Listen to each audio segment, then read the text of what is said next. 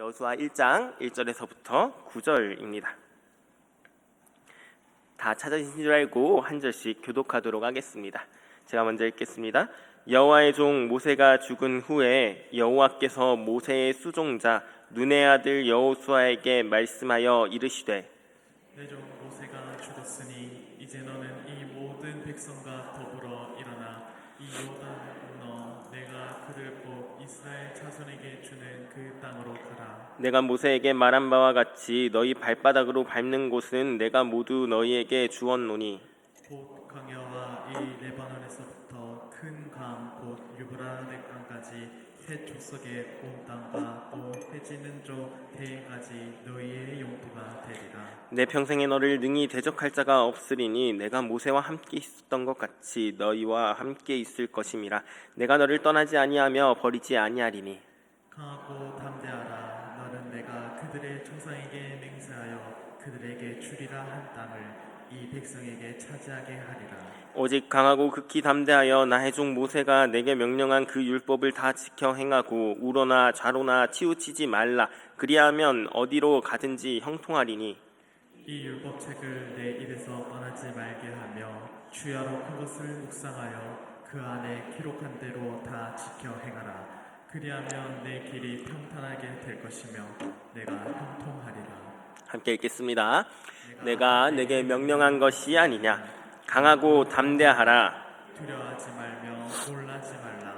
내가 어디로 가든지 내 영 하나님 여호와가 너와 함께 하느니라 하시느니라. 아멘. 가나안 땅에서 승리하기라는 제목으로 함께 말씀 나누길 원합니다.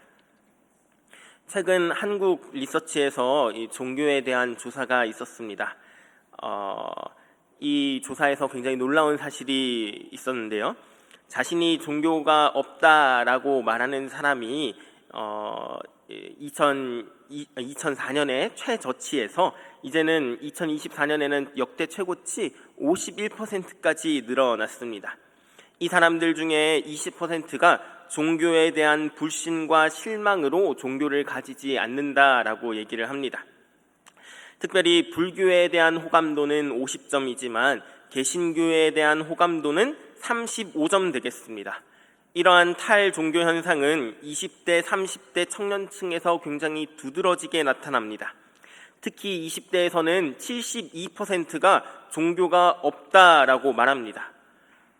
종교에 적대적이고 무관심한 세대가 나타났습니다. 또한 해당 리서치에서 불교하면 생각나는 이미지는 자비입니다. 천주교하면 생각나는 이미지는 평화입니다. 그런데 기독교하면 생각나는 이미지는 이기심입니다. 이것은 다음 세대의 직격탄이 되었습니다. 이제 고등학교 학생 중 개신교 기독교를 가진 학생은 단 10% 되겠습니다. 또 다른 통계에서는 개신교 학생 중 21%가 학교에서 기독교인이라는 것에 대한 비난을 받은 적이 있다 합니다. 전도는커녕 하나님의 백성으로 살아가는 것조차 무서운 시대가 되었습니다. 세상은 코로나를 거치며 눈에 띄게 하나님을 부정합니다. 더 나아가서 복음에 대해서도 교회에 대해서도 호의적이지 않습니다. 오히려 반감과 적대감을 가지고 있습니다. 이러한 상황 속에서 교회는 이전에 한 번도 가보지 못했던 길을 걸어갑니다.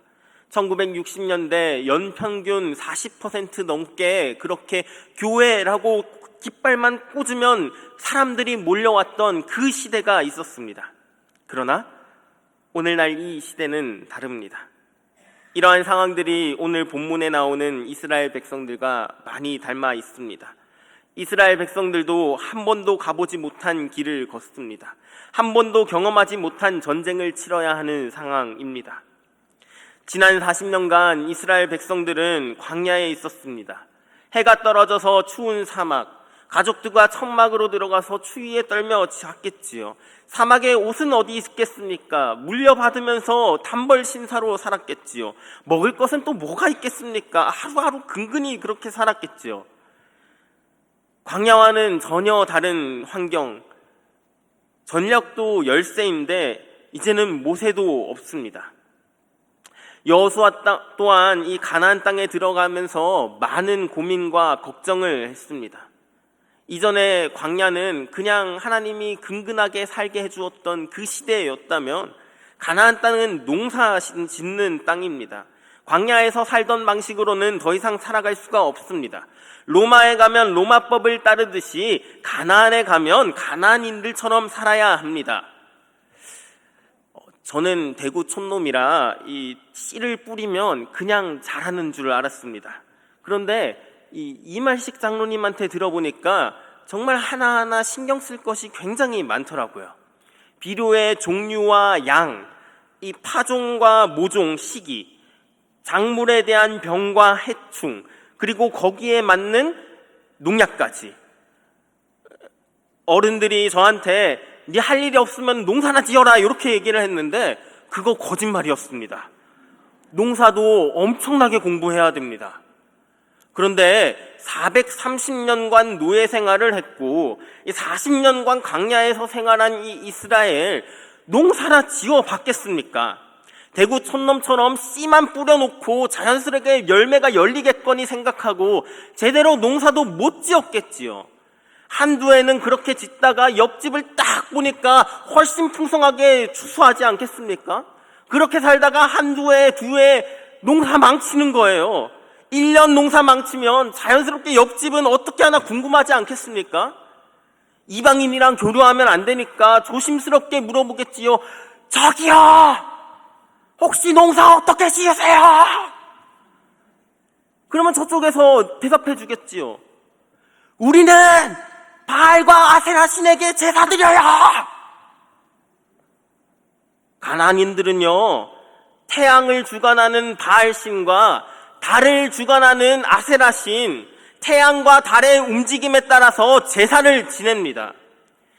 제사를 드리고 남은 찌꺼기 그거 다 비료잖아요. 제사를 드리고 음식을 왕창 먹어서 똥을 싸고 그것을 썩히면 그거 비료잖아요. 당연히 씨를 뿌리고 기도하는 유대인들보다 더 많이 풍성하게 얻었겠지요. 이방신 믿고 그들을 따라 살면 농사 아주 잘 지을 수 있습니다. 하나님만 버리면 됩니다. 하나님 믿는 건요, 고지식하고요, 융통성 없어 보이고요, 더디 가는 것처럼 보입니다.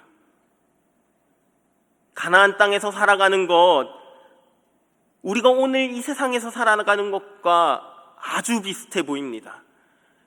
하나님만 버리면 잘 살 것 같습니다. 그게 사실이든 아니든 우리는, 그리고 우리 다음 세대는 이런 유혹 속에 살아갑니다. 이전과는 다른 시대, 앞으로 가면 뭐 있습니까? 요단강 있습니다. 여리고성 딱 있습니다. 그 뒤에 거인들 턱하니 지키고 있습니다. 숨이 턱턱 막힙니다.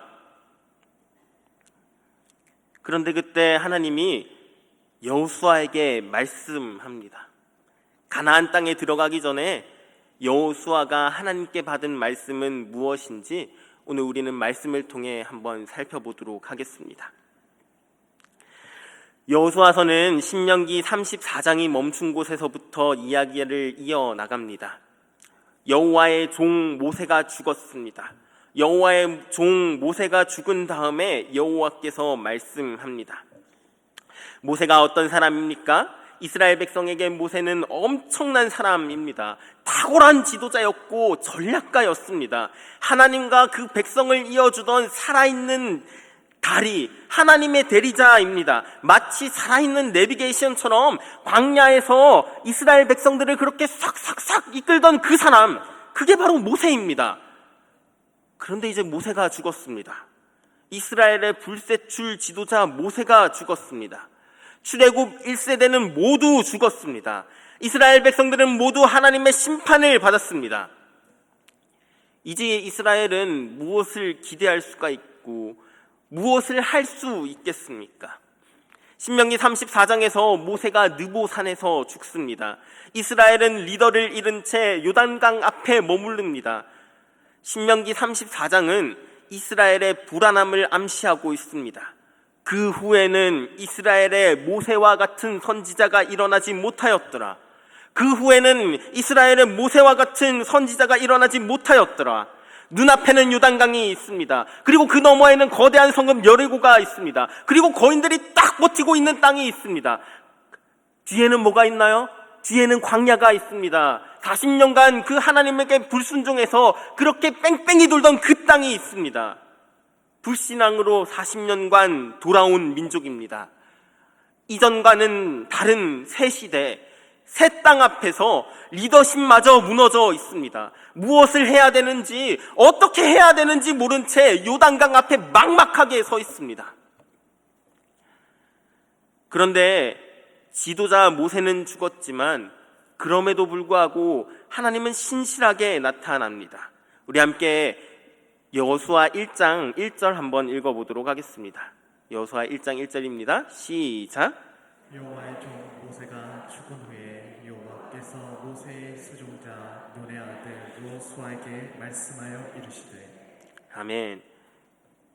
모세의 수종자 눈의 아들 여호수아입니다. 하나님의 구원 계획이 모세의 종이었던 여호수아에게 이어집니다. 여호수아는 어떤 사람입니까? 에브라임 지파 눈의 아들입니다. 모세는 여호와의 종이라고 되어 있는데, 여호와의 종 모세라고 되어 있는데, 여호수아는 뭐라고 되어 있다고요? 모세의 수종자입니다. 수종자는 따라다니며 곁에서 심부름하는 시중입니다. 윗사람을 따르면서 봉사하고 그가 시킨 일에는 절대 복종하는 사람입니다. 70인령에는 이 수종자라는 단어를요, 배 밑창에서 노젓는 자라는 단어를 사용했습니다. 심지어 성경은 그의 성장 과정조차 설명하지 않습니다. 아무런 배경이 없는 사람입니다. 여호수아는 대단한 사람이 아니라 모세의 시종입니다. 모세의 위치를 대신하는 것은, 대체하는 것은 불가능합니다. 특별히 이 당시에 이스라엘의 풍습은 아버지가 죽으면 아버지의 모든 직책과 직분이 아들에게 세습됩니다. 그러니까 모세가 죽었으면 모세의 직분과 모세의 직책과, 그러니까 이스라엘의 지도자 자리는 누구에게 물려져야 됩니까? 모세의 아들한테 세습되어야 합니다. 그런데 엉뚱하게도 모세의 종이었던 여호수아에게 계승되었습니다. 오늘날로 치면요, 삼성의 이건희 회장이 죽었습니다. 그리고 나서 누가 회장이 되어야 돼요? 당연히 아들 이재용 부회장. 이재용 부회장이 회장으로 올라가야지요. 그런데 갑자기 이건희 회장의 비서였던 이 비서가 회장으로 올라간 겁니다. 비서는 당연히 준비도 안 되어 있고 그런 자리가 부담스러웠을 겁니다. 특히 아들 이재용 부회장이 살아있으니 더 부담이 될 겁니다. 여호수아도 마찬가지입니다. 모세의 종 여호수아에게는 꿈에서조차 상상할 수 없던 일이 일어났습니다. 모세가 죽은 후에 모세의 종에 불과한 여호수아에게 하나님이 말씀합니다. 그런데 재미있는 것은 지금 여호수아는 모세의 수종자입니다. 그러나 하나님의 말씀에 평생 순종하며 잘 사역을 감당합니다. 그러자 죽을 때가 다 되어서 하나님이 여호수아를 여호와의 종이라 불러줍니다. 여호수아는 모세의 수종자가 아니라 여호와의 종으로 마감됩니다. 여호수아서는 모세의 종이었던 한 사람이 여호와의 종으로 변화되는 이야기입니다. 그런 의미에서 오늘 본문은 여호수아가 평생을 순종했던 말씀입니다. 오늘 본문은 여호수아가 가나안 땅에 들어가며 평생 순종했었던 여호와의 명령에 대해서 말하고 있습니다. 모세가 죽고 다음 세대로 하나님의 언약이 넘어가는 순간에 하나님은 여호수아에게 세 가지를 명령합니다. 세 가지. 가라, 담대하라, 지켜 행하라. 뭐라고요? 가라, 담대하라, 지켜 행하라. 가나안으로 들어가는데 가장 큰 대적은 요단강도 아니고요, 또 여리고 성도 아니고요, 큰 거인들도 아니고요, 불신입니다. 가나안의 거인들과 여리고의 성벽보다 더 큰 장벽은 마음속의 두려움입니다. 가나안에서 가장 필요한 것은 치밀한 작전 수립보다 철저한 율법 준수입니다. 그래서 가라, 담대하라, 지켜 행하라 이 세 가지 명령은 가나안을 살아갈 때 반드시 지켜야 될 명령이었고 오늘날 또 다른 가나안을 살아가는 우리들에게도 꼭 필요한 명령입니다.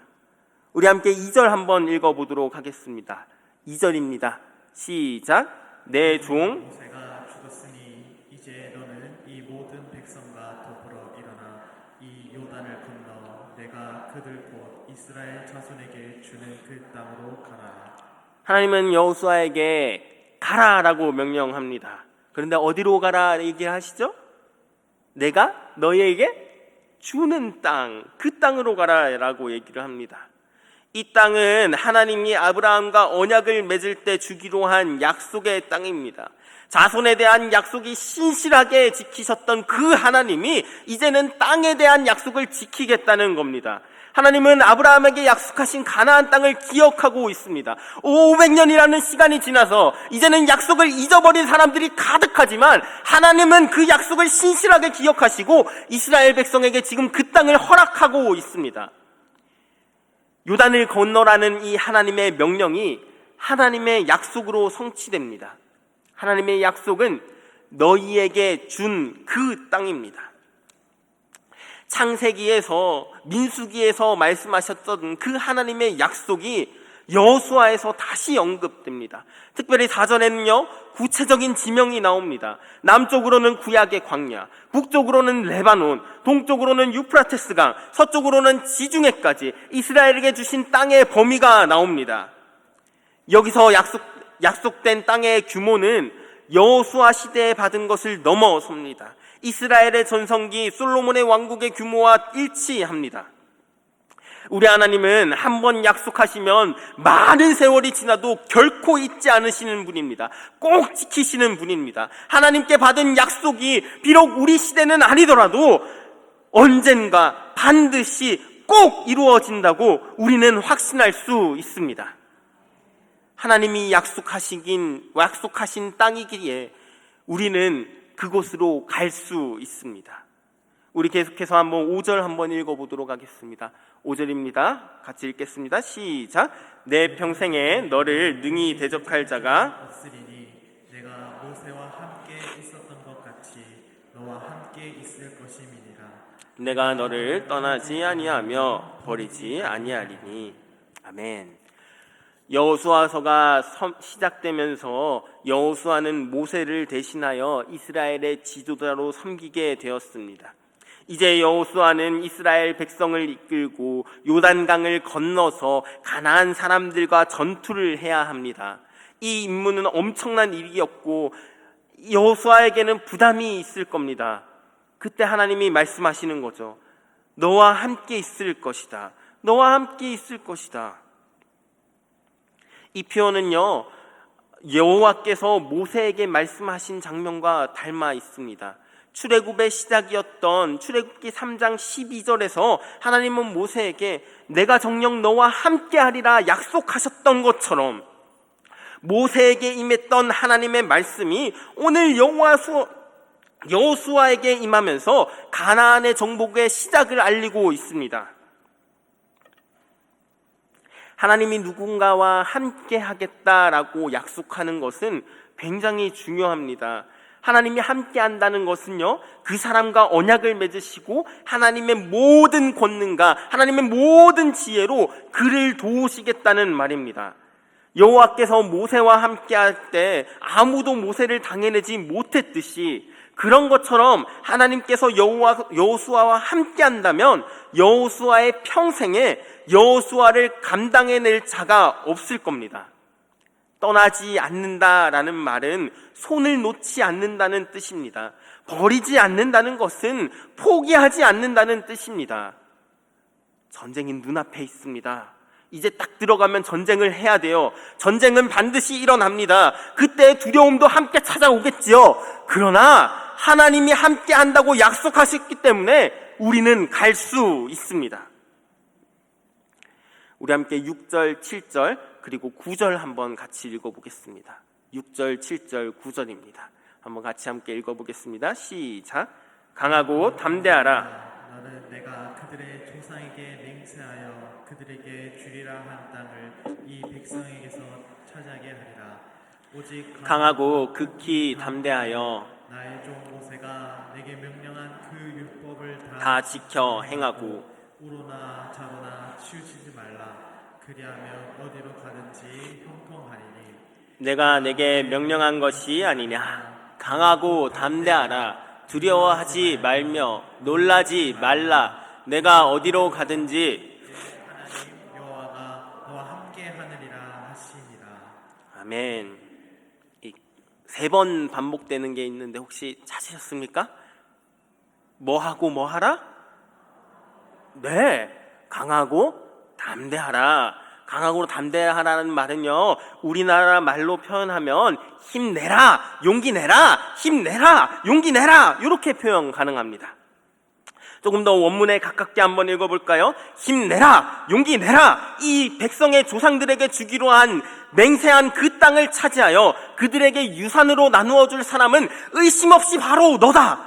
확실히 힘을 내라. 더욱 용기를 내라. 내 종 모세가 너에게 명령한 율법을 신중하고 조심히 지키고 행하여라. 왼쪽으로나 오른쪽으로나 치우치지 말아라. 그리하면 내가 어느 곳에 가든지 성공할 것이다. 내가 너에게 명령하지 않았느냐? 힘내라. 용기를 가져라. 무서워하지 말아라. 두려워하지 말아라. 네가 어디로 가든지 내 하나님 여호와가 반드시 너와 함께 있겠다. 강하고 담대하라. 힘내라. 용기를 내라. 하나님이 3번이나 말씀합니다. 성경의 다른 곳에서는요, 다윗 왕이 아들 솔로몬에게 얘기할 때, 히스기야 왕이 자기 부하들에게 얘기할 때 사용됩니다. 특별히 이 말씀은 모세가 여호수아를 후계자로 세우면서 그에게 해주었던 권면입니다. 그런데 강하고 담대하라라는 표현은 하나님이 도우심과 주님이 함께 하실 때 사용됩니다. 하나님이 도우시고 하나님이 함께 하실 때 사용되는 표현이 강하고 담대하라는 겁니다. 그러니까요, 강하고 담대하라는 것은 내가 강한 자가 되어야 네가 담대하라라는 게 아니라, 맹목적으로 강하고 담대하라라고 말하는 것이 아니라 주님과의 돈독한 관계, 하나님의 약속을 바탕으로 강하고 담대하라는 말입니다. 주님이 이미 약속하셨기 때문에, 주님이 함께 하시기 때문에, 주님이 말씀하시기 때문에 강하고 담대합니다. 그러면 하나님의 약속은 무엇입니까? 하나님은 이 땅을 차지할 것을 약속하셨습니다. 차지하다라는 말로 번역된 이 나할은요, 본래 유산으로 나누어 준다는 말을 의미합니다. 영원한 소유로 얻게 하겠다라는 것을 의미합니다. 출애굽기 32장 13절에 주의 종 아브라함과 이삭과 이스라엘을 기억하소서. 주께서 그들을 위하여 주를 가리켜 맹세하여 이르기를 내가 너희의 자손을 하늘의 별처럼 많게 하고 내가 허락한 이 온 땅을 너희 자손에게 주어 영원한 기업이 되게 하리라 하셨나이다. 이때 사용된 영원한 기업이 되게 하리라라는 말이 바로 차지하다라는 말, 하나님의 약속 되겠습니다. 하나님은 이미 500년 전에 아브라함에게 약속하셨습니다. 하나님이 그 땅을 약속하셨기 때문에 그 약속에 기반하여 우리는 담대할 수 있습니다. 한 번도 가보지 못한 미지의 땅은 두렵고 한 번도 해보지 못한 이 전쟁은 부담이 됩니다. 경험한 일에 대해서는 잘 할 수 있지만 경험하지 못한 것에 대해서는 우리는 두려움이 있습니다. 그러나 하나님은 여호수아에게 담대함을 약속해 줍니다. 5절에 너와 함께 하겠다라는 말씀을 통해서 함께함을 약속합니다. 40년간 광야에서 축적된 그 경험이 아니라 약속이 있기에 너희는 그 약속을 바탕으로 그 약속에 강하고 담대하라라고 얘기를 하는 겁니다. 가보지 못한 길을 걸어가는 우리들, 지친 발걸음으로 걸어가는 청년들, 두려워 떠는 다음 세대, 그럼에도 하나님의 약속이 있기에 우리는 담대합니다. 경험이 중요하지만 나의 경험 안에 갇혀 있으면 경험하지 못한 것에 넘어집니다. 힘과 용기의 원천은 수많은 경험이 아니라 하나님의 약속에 있습니다. 담대함의 원천은 경험이 아니라 약속입니다. 경험은 늘 한계를 가지고 있습니다. 경험만으로, 내 실력만으로 해결할 수 없는 수많은 문제들, 난제들이 있습니다. 세상의 파도는 너무나 커서 바라볼 때마다 우리는 넘어지곤 합니다. 그러나 우리에게는 변함없는 약속이 있습니다. 그럴 때일수록 변치 않는 하나님을 의지해야 합니다. 신뢰해야 합니다. 암담한 현실에서 하나님께로 시선을 돌리고 마음을 돌리는 것이 믿음입니다. 하나님이 함께 하신다고 약속하셨기 때문에 우리는 담대할 수 있습니다.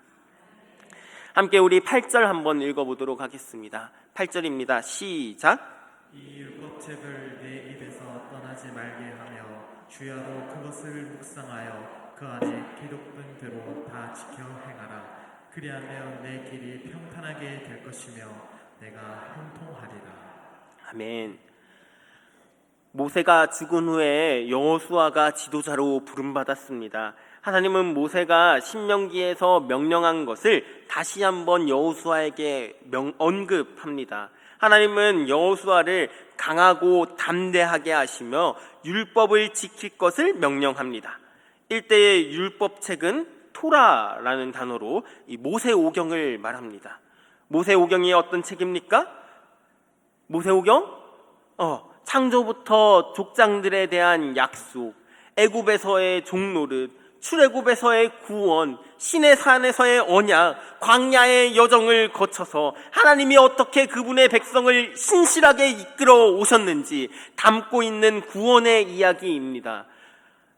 출애굽한 이스라엘 백성들 어땠습니까? 출애굽한 이스라엘 백성들 하나님을 신뢰하지 못했고 하나님을 배반했습니다. 그런데 그럼에도 신실하셨던 하나님이 약속을 지켜 행하고 있습니다. 하나님이 이스라엘을 구원하시고요, 하나님이 이스라엘을 다스리십니다. 그 약속을 기억함으로 이스라엘은 소명을 상실하지 않고 가나안 땅을 계속해서 정복할 수 있습니다. 우리는 내일을 내 힘으로 준비합니다. 그래서 내일은 내 일입니다. 그래서 우리는 내일을 내 일이라고 표현하는지도 모르겠습니다. 그러나 이 내일은 내 일이 아닙니다. 내일은 하나님의 영역입니다. 하나님이 새 지도자 여호수아에게 요구하는 것은 전쟁에 필요한 용맹이 아닙니다. 전술적인 지혜도 아닙니다. 하나님이 여호수아에게 요구하시는 것은 열정적으로 율법을 지키겠다는 그 의지와 각오입니다. 하나님은 율법을 지키는 일에 있어서 매우 신중하고 조심할 것을 당부합니다. 온 몸과 온 마음으로 율법을 지키는 데 쏟으라고 얘기하고 있습니다. 묵상하다라는 말은 사자가 먹이를 쩝쩝 씹으며 으르렁 할 때 나는 그 소리를 묵상하다라는 말, 그 단어로 사용합니다. 여기 혹시 강아지 키우시는 분 계십니까? 저는 강아지를 키우지 않아서 잘 모르는데 강아지를 좋아하는 분은, 키우시는 분은 아실 겁니다. 뼈다귀 하나를 탁 던져주면 좋다고 하루 종일 그것을 씹어 뜯어 먹습니다. 개껌 하나 탁 던져주면 환장하면서 쩝쩝 씹으면서 하루 종일 짝짝 소리를 냅니다. 그 소리, 그게 묵상입니다. 율법을 조용히 읊조리는 것, 계속해서 먹는 것, 반복하는 것, 지속적이고 반복적인 의미입니다. 앞에 나온 주야로, 밤낮으로 이것과 굉장히 잘 어울립니다. 지속적으로 율법을 되뇌이는 행위가 바로 묵상 되겠습니다. 말씀을 읽고 오늘 묵상 끝 하면서 성경책 딱 덮어버리는 게 묵상이 아닙니다. 묵상은 말씀을 씹고 또 씹으면서 내 것으로 만들려고 발버둥 치는 것, 아침에 그 큐티했던 말씀을 계속 중얼중얼거리면서 기억하고 그것을 살아내기 위해서 발버둥 치는 것이 묵상입니다. 개가 개껌을 받으면 개껌을 중심으로 살아갑니다. 하루 종일 물고 뜯고 환장을 하면서 잠시 자리를 비우려 하며 어디다가 탁 숨겨 놓았다가 누가 그것을 찾을까가 불안을 해서 계속 이렇게 쳐다보고 있습니다. 개껌을 받은 개는 개껌을 중심으로 살아갑니다. 묵상도 마찬가지입니다. 말씀을 받은 사람은 말씀을 중심으로 살아갑니다. 묵상하라는 것은 말씀의 통치를 받으라는 말입니다. 가나안 땅에 들어가기 위해서는 치밀한 작전 수립이 아니라 철저한 율법 준수가 필요합니다.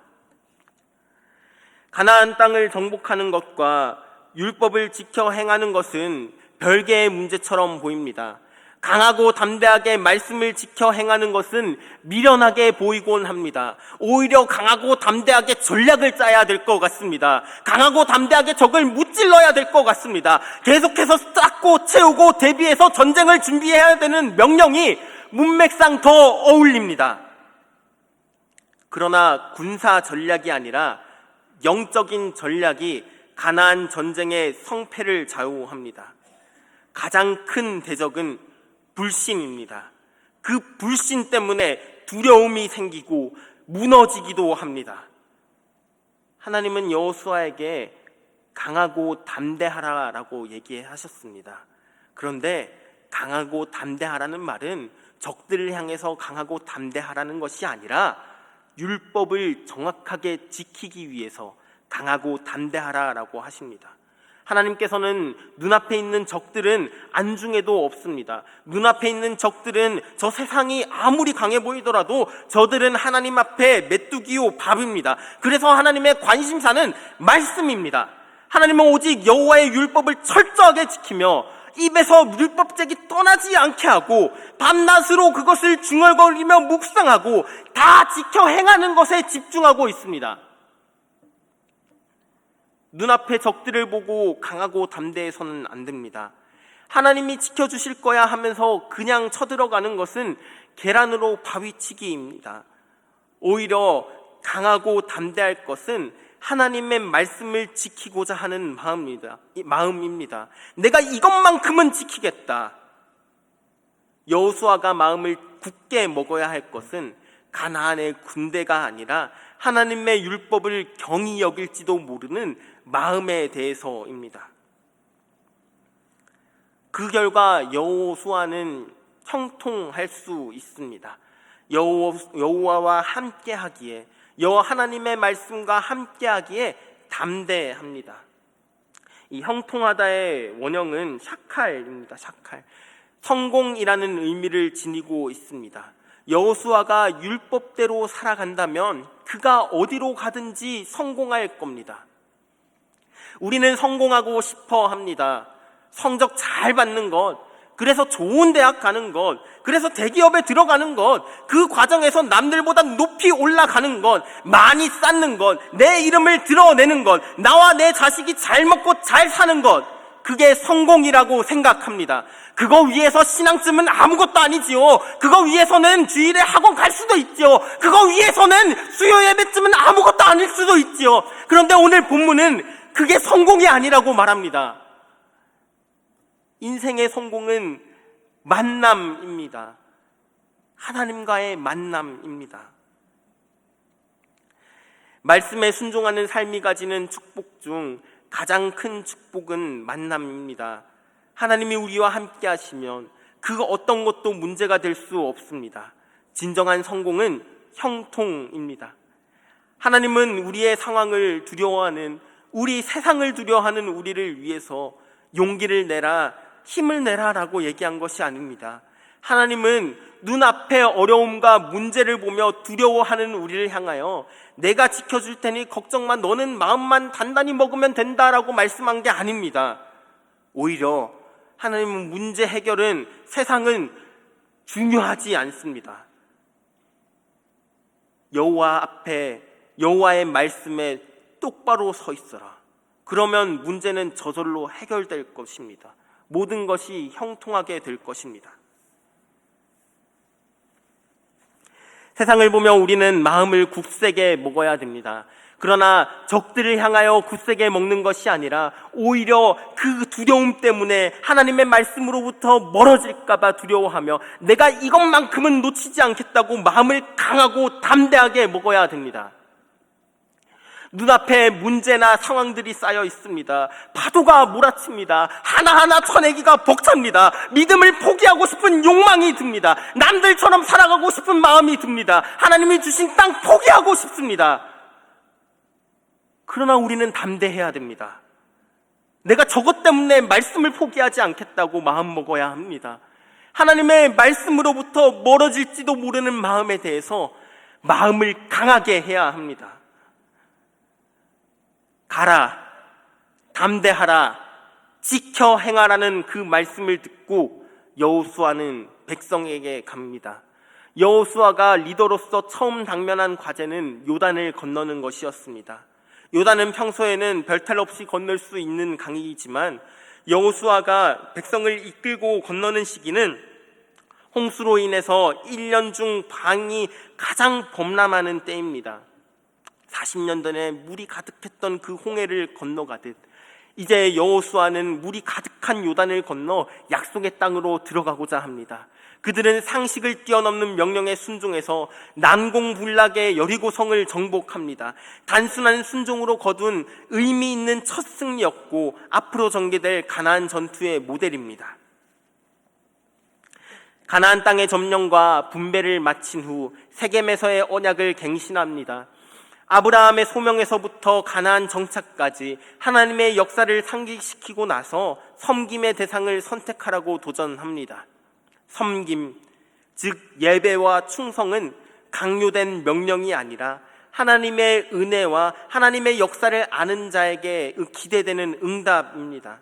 하나님만을 섬기겠다는 여호수아의 결단에 백성들도 하나님만 섬기겠다고 맹세합니다. 요셉의 유고를 가나안 땅에 매장합니다. 그래서 야곱과 요셉의 유언이 이루어지고 마침내 땅의 약속이 성취됩니다. 그렇게 모세의 수종자에 불과했던 눈의 아들 여호수아는 여호와의 종으로 불리면서 여호수아서는 마무리됩니다. 이 땅을 살아갈 때 승리하는 비결은 무엇일까요? 약속에 신뢰하고 말씀에 순종하는 겁니다. 여호수아를 한 문장으로 한마디로 표현해 보자면 말씀에 통치받는 사람이 그 땅을 정복할 수 있다. 그렇게 모세의 종이 여호수아의 종으로 만들어져 갑니다. 우리는 어떤 상황, 어떤 현실을 마주할 때마다 우리는 그것을 뛰어넘고 싶어하고 그렇게 성공하고 싶어합니다. 우리도 세상처럼 빨리빨리 많이 높이를 말합니다. 우리는 결과를 중요하게 얘기합니다. 그러나 우리는 세상적인 얄팍한 술수가 아니라 말씀에 철저히 순종해야 합니다. 그렇게 살아갈 때 우리는 승리하고 나아갈 수 있습니다. 가나안 땅에 들어가는 것이 우리가 살아가는 여정이고 가나안 땅에서 사는 것이 우리가 세상을 살아가는 것입니다. 이 세대를 본받지 않고 이 세대에 역행하는 유일한 길은 말씀에 통치받는 것입니다. 남들이 봤을 때 말씀에 통치받는 것은 고지식해 보이고 더디 가고 유행에 뒤처지고 융통성 없는 것처럼 보이지만 말씀에 순종하는 것이 가장 융통성 있고 가장 빠르고 가장 지혜로운 성공의 길임을 인식해야 합니다. 세상은 우리에게 빨리빨리 많이 높이 그렇게 남들을 짓밟고 디딛고 일어서라 합니다. 그러나 오늘 본문은 얘기합니다. 그게 성공이 아니라고. 말씀에 통치받는 것, 그래서 하나님과 함께하는 것이 성공이라 말합니다. 이제 내일부터 다음 세대를 위한 여름 사역이 시작됩니다. 특별히 내일은 청년부 수련회가 있습니다. 이전과는 다른 세상, 더 높은 파도, 더 많은 질타, 청년들은 그 속에서 살아갑니다. 그런데 우리 청년들 얼마나 대단하냐면요, 장사하는 청년은 생업을 멈추고 수련회를 갑니다. 왜?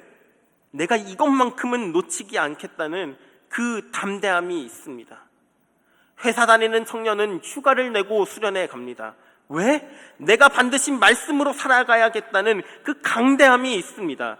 우리 리더들, 임원들 밤 10시, 11시까지 수련회를 준비합니다. 왜? 우리 공동체가 이 수련회에서 반드시 은혜 받아야겠다는 그 간절함이 있습니다.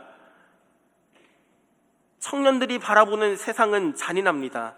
세상의 파도를 바라볼 때 두렵고 떨립니다. 세상은 그 시간이 아깝다 얘기합니다. 그래서 수련회로 잠시 멈추면 뒤처지는 것 같습니다. 세상은 더 많이 쌓아야 결혼이 가능하다고 말합니다. 세상은 더 높이 올라가야 숨통이 트인다고 얘기합니다. 세상에 그렇게 소음에 메아리 쳐서 전신을 혼미하게 합니다. 그러나 그것보다 더 중요한 것은 말씀을 아는 것이기에 모든 것을 멈춥니다. 그것보다 더 중요한 것은 하나님과 함께 사는 것이기에 수련회에 가는 것을 결단합니다. 우리 청년들은 그렇게 수련회에 나아갑니다. 그런 우리 청년들에게는, 우리 다음 세대에게는 성도님들의 기도와 관심이 필요합니다. 성도님들의 기도와 관심이 청년들을 자라게 합니다. 사랑하는 성도 여러분, 말씀에 통치받는 사람은 뛰어가다가도 멈춰섭니다. 일상을 시작하기 전 그 바쁜 시간에 잠깐 딱 멈춰서서 그렇게 잠깐 멈춰서고 생각해 봅니다. 이 길이 말씀을 기준으로 좌로나 우로나 치우치고 있는지 확인합니다. 그렇게 다시 한번 말씀으로 나아가고 점검하며 나아갑니다. 묵상을 통해 바쁘게 달려가는 저 시계바늘을 잠깐 멈추고 잠깐 숨 고르고 멈춰서서 소외되고 힘들어하는 사람이 있는지를 살펴봅니다. 나 혼자 잘 먹고 잘 사는 것이 아니라 공동체를 챙기며 공동체를 사랑하며 공동체와 함께 나아갑니다. 사랑 아는 사람은 그렇게 사랑합니다. 땅을 정복하는 진정한 의미는 세상에 무뎌지는 것이 아니라 하나님의 사랑으로, 하나님의 사람으로, 하나님의 형상으로 살아가는 것입니다. 내가 하나님의 말씀을 지키겠다고 다짐하는 것, 그래서 내가 이 말씀만큼은 포기하지 않겠다고 담대하게 나아가는 것, 그래서 하나님과 함께 하는 것, 하나님의 말씀에, 통치에 순종하고 나를 통해 그것을 드러내며 살아가는 것, 그게 승리이고 정복입니다. 나 한 사람 한 사람이 받은 모습 그대로 하나님의 뜻대로 형상대로 살아가는 것이 형통입니다. 소심함이 아닌 담대함으로 스펙보다 영적인 전략을 키우는 시간이 필요합니다. 세상을 이기는 것보다 더 중요한 것은 세상 속 누구와 함께 걸어가는지, 함께 하는지 점검하는 것입니다. 하나님은 지금도 여러분을 기다리고 있습니다. 세상 속에 두려워 떨며 무엇을 해야 할지, 어떻게 해야 할지 모르고 있는 우리를 향해 말씀을 준비하시고 기다리시고 그렇게 손을 내밀고 계십니다. 그러니 매일매일 말씀을 묵상하며 좌로우로 치우쳐져 있는지 하나님 앞에 조율하는 그 모습이 우리 진량제일교회에 가득하기를 기도합니다. 기도하겠습니다. 사랑이 많으신 하나님 아버지, 말씀이 희미해진 시대에 우리를 여호수아처럼 부르시고 다시금 말씀으로 일어나게 하시니 참 감사합니다. 주님, 세상은 빠르고 강한 자를 말하지만 주님은 약한 우리에게 말씀을 붙들라고 명령합니다. 가보지 못한 길 앞에서 말씀대로 사는 것이 형통임을 믿고 따라가게 하여 주시옵소서. 오늘도 내일도 말씀에 통치받는 자로 주님 앞에 서게 하여 주시옵소서. 우리 청년들 말씀을 놓치지 않겠다는 담대함으로 수련회로 나아갑니다. 말씀이 중심이 되게 하시고 하나님의 통치 아래 살게 하여 주시옵소서. 예수 그리스도의 이름으로 기도드리옵나이다.